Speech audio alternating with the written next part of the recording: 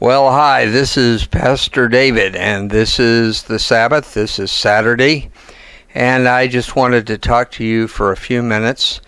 This isn't going to be a sermon, just a short little note.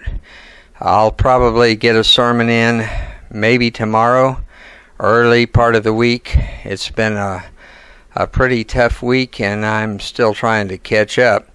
And setting this thing up is more difficult than I had probably imagined, but we now have several things to help you. We have our own Facebook page, we have our own website, and all of these things should help you. If you look either on the Facebook page or going directly to the blog, you'll find a Sunday school kind of assignment for you that I want you to do. I want all of you to do it.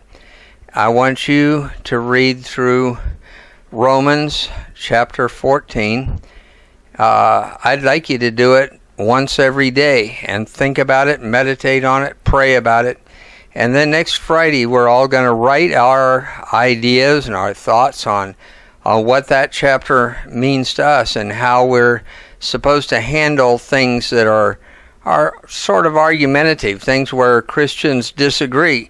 Because I can guarantee you, with 40 plus members in this new church, we are not going to agree on everything.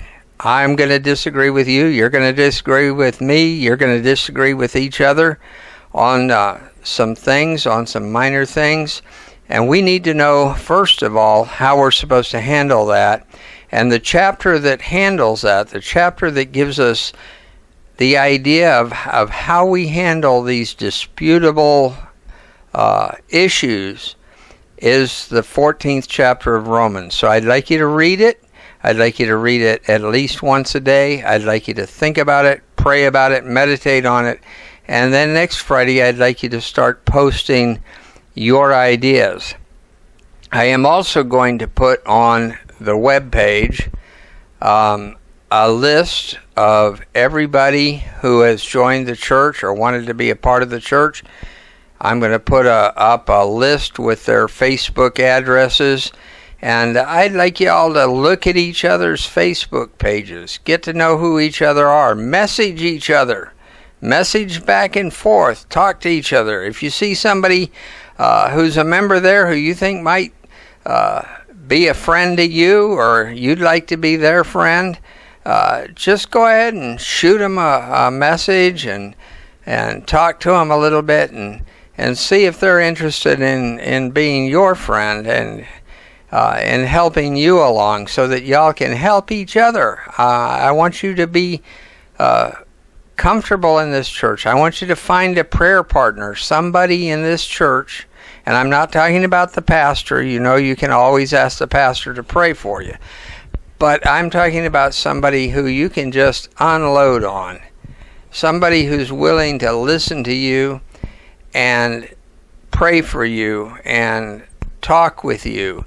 And now you have to be willing to do the reciprocal. You have to be willing to listen to them. You know, you have to be willing to hear what they have to say, to think about it, to pray for them, and to give them the best advice that you can give them. And if it gets over your head, tell them, hey, you're going to have to talk to the pastor about that because I really don't know. Anyway, I just want to encourage you. This is a wonderful new thing. I want you to be a part of it. I mean, we've got more than 40 people who have signed up and said they want to be a part of this. And that's a good number. But I don't want just 2 or 3 of you being a part of this church. You know, I don't want you just watching sermons and things like that. I want you to take part. I want you to post in the discussion areas. I want you to give your reaction to things that I say and to things that other people say. I want us to be a group, a family. Now, if you have the opportunity to go to a church where there are real people, I go to a church quite often where there are people that I can talk to. I know Christian brothers and sisters here in town, and I know people that I can go have a conversation with face to face. I don't object to that. If you want to go to a service on Sunday, or if you're into Sabbath worship and you want to go on Saturday and there's a place to go to church on Saturday, then you just go ahead and go. You can be a part of us as well, because for some of you it's impossible. I understand that. For some of you, you just can't get out. Or for others of you, you live in an area where there just are no Bible-believing churches left. There aren't any. You would have to drive a tremendous distance to find a church where they preach the Word of God. That's unfortunate, but even in the United States today, you can live in a place where there just are no churches.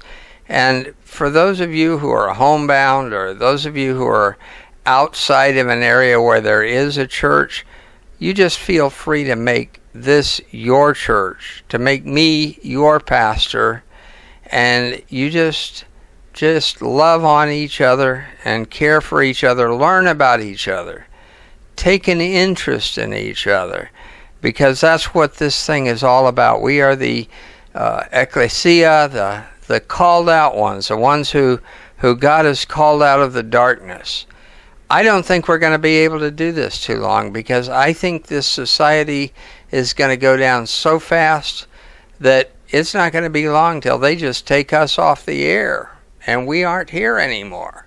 And that would be very unfortunate. But I think that day's coming. But while we can, we need to fellowship with each other right here on the Bible Believers Church. And you need to be a part of that. Let me just encourage you to pray, to read the Word, to fellowship with each other, and just to love on Jesus a little bit this week. God bless you, each and every one. You have a wonderful, wonderful afternoon.